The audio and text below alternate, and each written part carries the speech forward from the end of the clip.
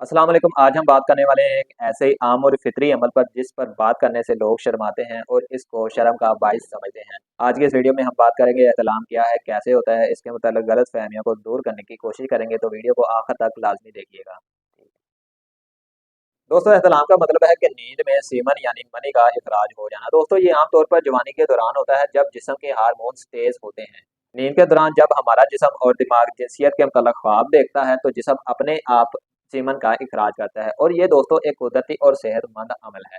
तो ये सवाल पैदा होता है कि एहतलाम क्या कोई बीमारी है? बिल्कुल नहीं, एहतलाम कोई भी बीमारी नहीं है, बल्कि ये इस बात की निशानी है कि आपका जिस्म सही तरह काम कर रहा है। अगर किसी लड़के या कभी कभी बड़े आदमी को भी एहतलाम हो तो इसमें घबराने की कोई बात नहीं, बल्कि ये अमल हमारी सेहत को बेहतर बनाता है।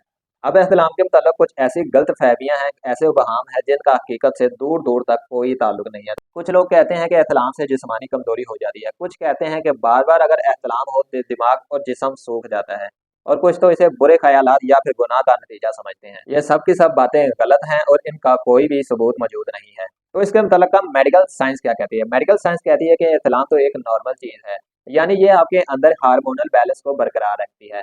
इलाज से ना कोई सेहत को नुकसान पहुंचता है और ना ही ये आपके दिमाग को खराब करती है, और ना ही इसका इलाज जरूरी है। हाँ, अगर एहतलाम रोजाना हो रहा है या फिर दिन के वक्त भी सीमन का इखराज हो रहा है तो इससे आपको फिक्र करनी चाहिए और अपने डॉक्टर से मशवरा कर लेना चाहिए। आमतौर पर अगर हफ्ते में 1 या 2 मरतबा भी एहतलाम हो जाए तो इसमें परेशानी वाली कोई भी बात नहीं होती। तो नाज़रीन, एहतलाम एक कुदरती अमल है और इसमें घबराने या फिर शर्म महसूस करने की कोई भी जरूरत नहीं है। खासतौर पर जो हमारी नौजवान नस्ल है इसके मतलब बहुत से उबहाम रखती है, इससे बहुत परेशान रहती है, लेकिन दोस्तों इसका कोई भी नुकसान साइड इफेक्ट नहीं होता।